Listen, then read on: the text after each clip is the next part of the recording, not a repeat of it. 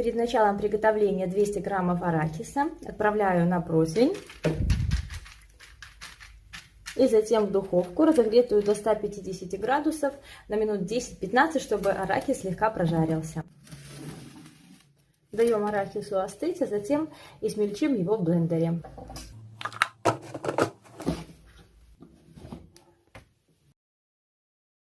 Вот такая крошка должна получиться. Отставлю пока в сторону. 200 граммов мягкого сливочного масла хорошего качества, жирностью 80%.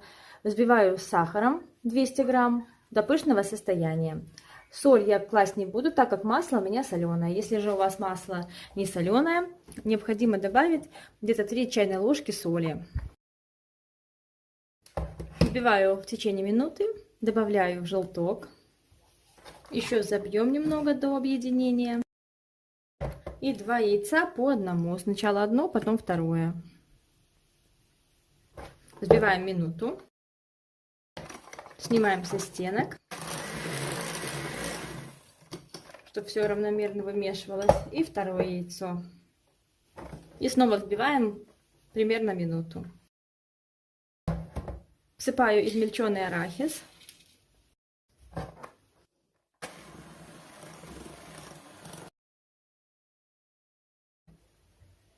Муку соединю с разрыхлителем для теста. Мне понадобится 1 чайная ложечка без горки или 5 граммов разрыхлителя. И добавлю в тесто 40 граммов сметаны. У меня жирность сметаны 25%.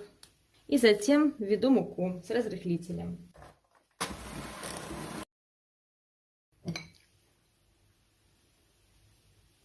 Перемешивать можно с помощью лопаточки.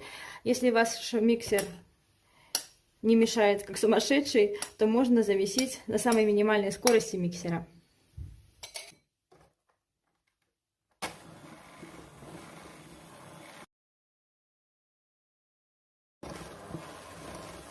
Все, тесто практически готово. Слегка домешаю его с помощью лопаточки. И можно приступить к выпечке.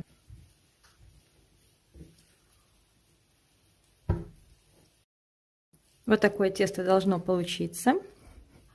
Я подготовила пергамент для выпечки, нарисовала на нем круг с помощью маркера диаметром 22 сантиметра. Сверху помещаю второй кусочек пергамента.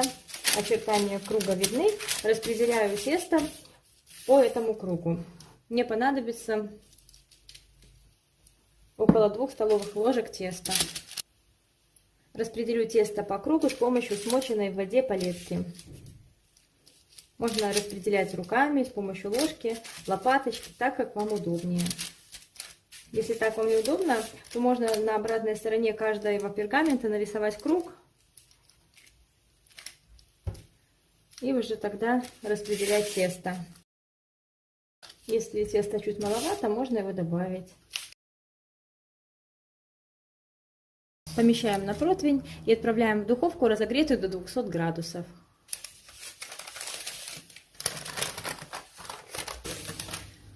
Выпекаем коржи до готовности. На это уйдет около 8 минут.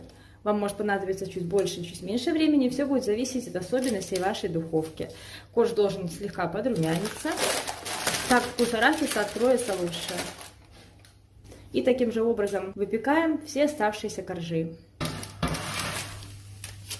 Пока коржи горячие, они очень нежные и мягкие. Их можно легко обрезать с помощью ножа. Если вы хотите получить идеально ровные коржи, можно размазывать тесто большего размера, чем диаметр нарисованного круга, и потом с помощью той же формы, которой вы рисовали круг, обрезать свои коржи до необходимого размера.